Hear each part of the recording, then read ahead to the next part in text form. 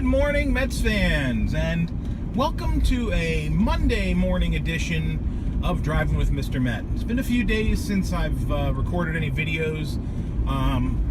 Fortunately, as I mentioned, I did take some time off of work last week, Thursday and Friday, so I was not in my car to record videos, and that's for the best because the tone of said videos last week would have been really, really, really ugly. It was a brutal week in LA, but 3 days in San Francisco, I don't know if they were really good for us or really bad for us. But the Mets looked like a completely different team when they got out of Chavez Ravine and into San Francisco to face the Giants. And I said last night on Twitter that I wish the Mets could play the Giants all the time because I felt so good about the team after the end of the 3-game series with the sweep. And I don't know if it's good or bad that they played so well or that they played a team that is so bad in the Giants. It could be really good because it could be a morale booster. It could be the kind of series that turns the season around.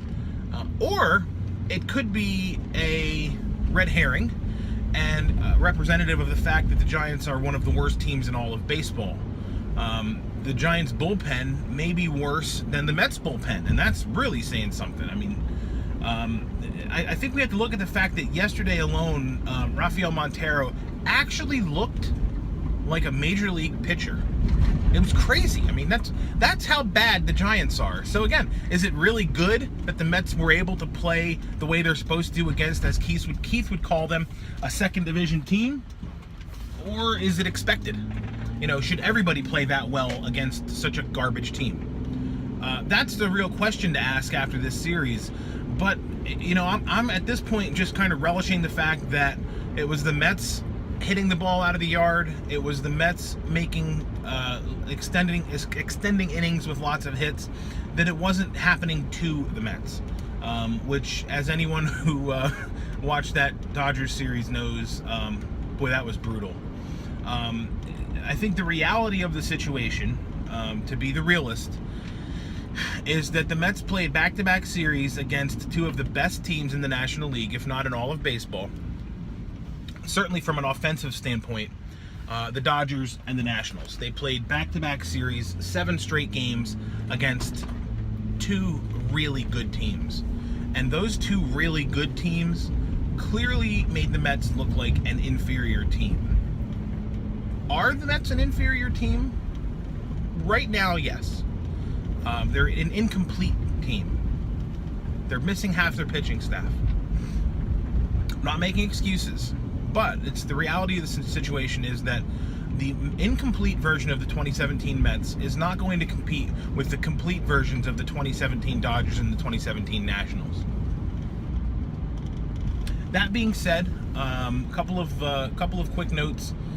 The Mets set a franchise record for home runs hit in a month, and the month isn't over yet.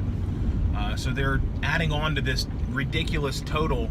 I think they're at 41 home runs or 45 home runs. I don't remember what the exact number was, but that's baseball now, man. It's just like everybody hits home runs, and you know, we heard Keith and Gary talk about it in LA about how the game is so different now, and it's just home runs and everybody's swinging for the fences. And I don't know how I feel about the home run craze. You know, it's kind of cool to see home runs, but at the same time, it's also kind of cool to see a good at bat and to see a hitter work a count and make contact and go gap to gap, or be a triples hitter or something like, you know, Reyes used to be.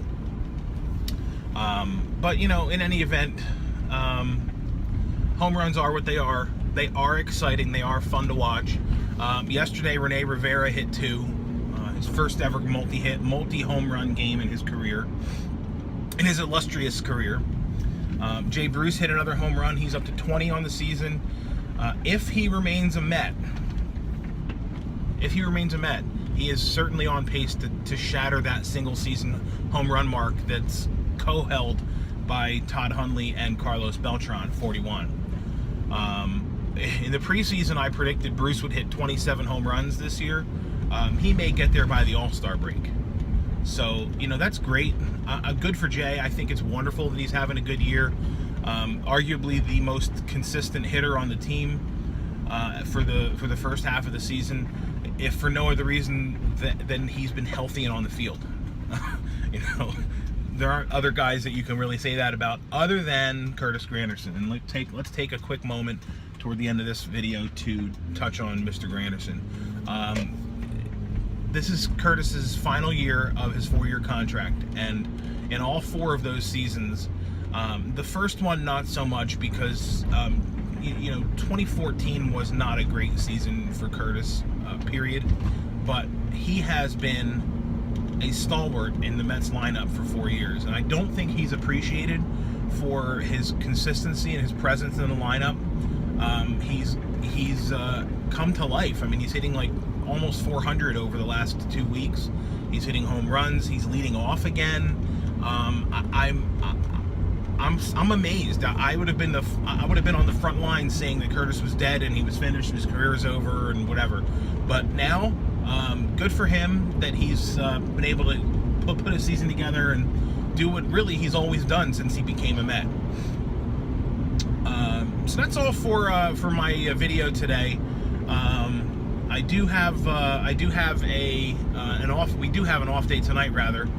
So no game tonight as the Mets make the logical trip from San Francisco to Miami to play the Marlins tomorrow. This Marlins series is a big one, and it's against a team that right now is of similar caliber to the Mets.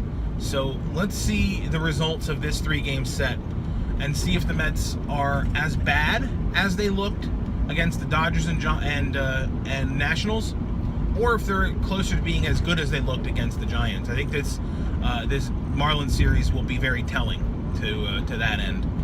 So thank you for watching the video today. I appreciate it, as always. You can follow me on Twitter if you're not already doing so at Mr._Met. And let's go Mets.